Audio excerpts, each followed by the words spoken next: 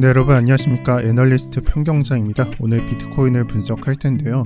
주말 동안 일어난 일은 간단했어요. 우선 금요일자 내용을 살펴보면은 비트코인이 99일선을 이탈하면서 장세가 단기 하락세로 변환이 되었다. 그래서 빨간색으로 다시 복귀한다는 느낌보다는 하늘색처럼 진행이 될 것이다 라고 한 것이 지난 영상이었고, 실제 장세도 비슷하게 표현이 됐었습니다. 장기선이 이탈했으니까 단기 하락세에 들어간 거고요. 하락세를 받는 중이니까 고점은 쉽게 높여주지 못하는 상태에 있습니다. 이 부분에서 이평선을 봤을 때도 우리가 장세를 알 수가 있는 게, 장기선이 맨 위에 있고 중기선 그 밑에 있고 단기선이 최하단에 있고, 이 구조는 완벽하게 단기 하락세를 의미하고 있습니다.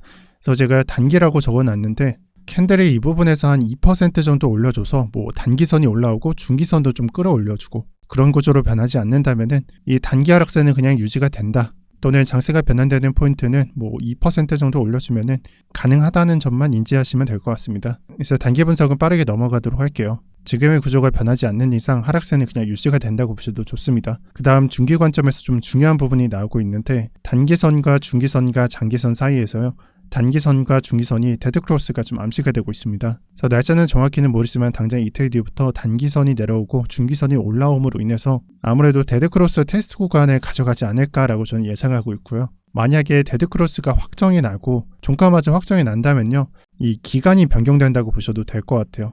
그래서 이전까지는 4시간봉 차트에서 우리가 관점을 봤을 때는 제가 하락을 정리할 때는 단기였습니다.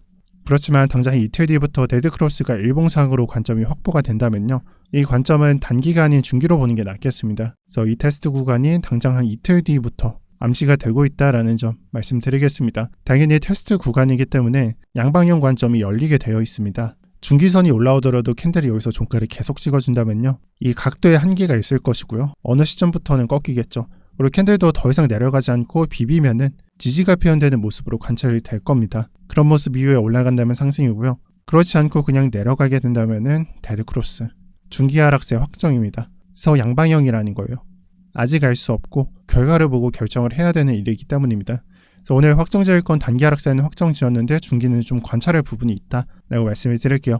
그리고 장기 관점에 대해서 짧게 말씀드릴 텐데, 지금의 상승을 오파라고 생각을 하면서 예를 들어서 34K나 39K까지는 올라갈 것이다 라고 말씀하시는 분들이 있어요. 저도 솔직히 말씀드리면 만약에 상승이 나온다면 39K가 가능한 한계선이라고 생각을 해요. 근데 다만 좀 모호한 점이 있죠. 파동적으로 계산을 해보면요, 여러 가지가 되게 애매모호한데, 하나만 콕 집어서 말하자면 이 조정 파동하고 상승 파동이 좀 겹쳐요. 그럼 우리가 그림으로서 좀 이해를 했을 때, 정상적인 파동이라면 1, 2, 3, 4, 5 해서 상승을 해야 되는데, 그리고 뒤에 조정이 있겠죠. A, B, C에서 조정이 있을 거고, 근데 지금 말하고자 하는 포인트가 고점하고 저점이 겹칩니다. 그러니까 굳이 말을 하자면은 이 저점이 좀 내려와 있다, 이런 식으로 좀 침범을 해 있다라는 부분인데, 이런 포인트가 되게 많아요. 이 믿음의 영역 구간도 되게 파동 계산을 애매모호하게 만드는 경향도 있고, 이거를 따로 제외하고 봐야 되나 그런 생각도 들고요. 그래서 파동적으로 계산하기 되게 힘들다라고 말씀드리고 싶고요. 저 이런 말을 붙이고 싶어요. 지금의 캔들 차트를 파동으로 안 보는 게 나을 수도 있다라고 봅니다. 하나하나가 좀 엇갈리는 포인트들이 있기 때문에 굳이 끼워 맞추면서 또는 되게 어려운 거를 해석하듯이 하지 마시고, 그냥 여러분들께서 지금 장을 보실 때 단기나 중기로만 매매를 하시는 걸 추천을 드리고요. 또 이렇게 파동적으로 계산을 안 하면 장기적으로 보기 힘든 게 사실인데요. 솔직히 말하면 장기적으로는요, 그냥 반감기만 체크를 하면 된다고 생각을 해요. 반감기가 언제냐? 반감기는 내년 4월부터인데, 전에 말씀드릴 때 반감기 전으로 3개월을 중요하다고 말씀드렸죠. 그러면 당장 내년 1월부터 시작이 된다라는 말이고요. 지금 일자로부터 몇 개월이 남았냐? 딱 반년 정도가 남은 거예요. 어찌 보면은 좀 길 것 같고, 제가 느끼기에는 솔직히 말하면 좀 짧습니다. 근데 왜 이렇게 좀 표현이 다르냐? 여러분들께서 크립토를 경험했냐 경험하지 못했냐, 이 차이가 있는 것 같아요. 저의 경우에는 좀 경험을 했고, 조금 더 경험한 사람으로서 말씀드리자면은 이 이전 같은 장 4, 5년 전에는요, 저처럼 이런 장세가 어떻고 어디로 갈 것이고 지금 버텨야 된다, 지금 버려야 된다, 이걸 정해주는 사람이 없었어요. 대부분 그냥 한쪽이었죠.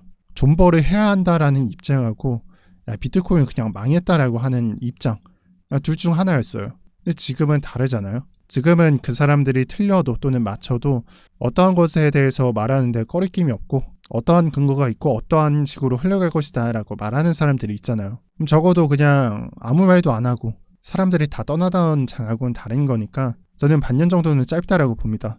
적어도 기간 정도는 알 수 있잖아요. 저 4, 5년 전일 기간은 알 수 없었어요. 제 주변에는 장투, 존버를 한 사람도 많은데 지금 같은 상황에서 2, 3년 존버하지라고 하는데 그 사람은 10년 존버할 거 생각하면서 존버했었어요. 근데 그게 아니니까 반년은 짧다라고 말을 하는 겁니다. 그래서 다시 한번 강조드리겠지만 반년이 그렇게 길지 않습니다. 여러분들 존버하라고 제가 강요 안 드리겠는데 반년 이후부터는 좀 장이 괜찮아질 거니까 장세가 너무 지루하다고 낙담 안 하셨으면 좋겠습니다. 저 최근에 영상을 정말 짧게 촬영하고 있는데 영상 길이를 길게 하는 게 그렇게 좋지 못하다고 생각하기 때문입니다. 시청 감사드리고요.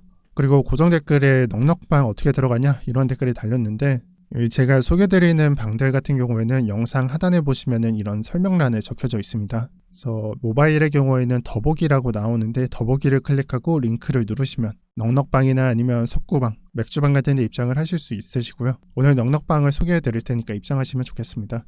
또 그리고 이 멤버십 문의를 주신 분이 있는데 아이폰이 가입이 안 돼요.